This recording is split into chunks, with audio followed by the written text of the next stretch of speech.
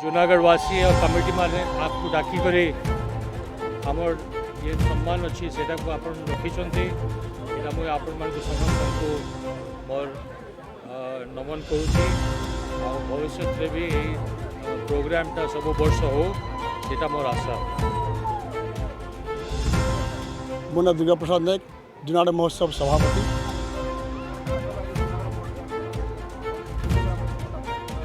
देखु आज जूनागढ़ महोत्सव द्वितीय वर्षर प्रथम दिन आरंभ हो उत्सव को कलाहांडी महाराजा अनंत प्रताप देव महाराणी ऋतुजा देवी आसिक उद्घाटन कर मंच में आज स्वागत भाषण दिखाई स्वागत संगीत होता महाराजा भाषण रखी आ महाराजा कहले आमको जे प्रति वर्ष जेन कर बड़ खुशी कथा गोटे नया दिन जूनागढ़ आरंभ होता कला संस्कृति बंचेवाला जेन आपण मैंने प्रयास कर निहाती भाव में खुशी कथा आम महोत्सव को सदाबले सहयोग रहे से जूनागढ़ महोत्सव रे जूनागढ़ अंचल लोककला संस्कृति ऐतिह्य परंपरा लोकनृत्य जमीक कि आपणकर घुमरा बजाशाल डाब हुड़का बनाबाड़ी सबू कंपमान हेबा एठी आपण मानकर अंचल कला संस्कृति विकास करवा लगी आंचलिक लोकनृत्य को गुरुत्व दि जाइए। 3 दिन धरिक माँ लंकेश्वरी मंच दुलकी उठवा लोक आनंदर सहित ए उत्सव को जगी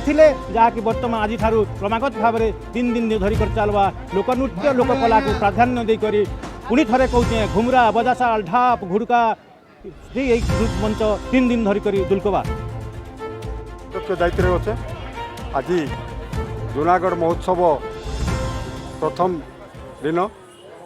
दिन रे आम गर्व एवं गौरव कलाहांडी महाराजा अनंत प्रताप देव और महाराणी ऋतुजा कुमारी देवी आसिक आमर पूजार्चना कले माँ लंकेश्वरी को प्रभु श्री जगन्नाथ को एवं मंच उद्घाटन है। आज 3 दिन व्यापी कार्यक्रम होगा संध्यारे सांस्कृतिक कार्यक्रम सभा आज जिलापाल कलाहांडी आमर मुख्य अतिथि धारा होचन आसंता काली आमर पूर्वतन एमएलए एमपी आसबे एवं सभा शेष दिन में आमर एमएलए एवं मान्यवर जिला परिषद अध्यक्ष पुष्पेन्द्र सिंह आसी ये अभिभाषण प्रदान करेंगे एवं कार्यक्रम आरंभ हो। आज 15 खंड दल सांस्कृतिक दल तांकर मंच परिवेशन करेंगे आसंता काली पद्मिनी दोरा एवं किसी सांस्कृतिक दल एमाने परिवेशन करेंगे एवं लास्ट दिन 5 तारिख दिन आमर ये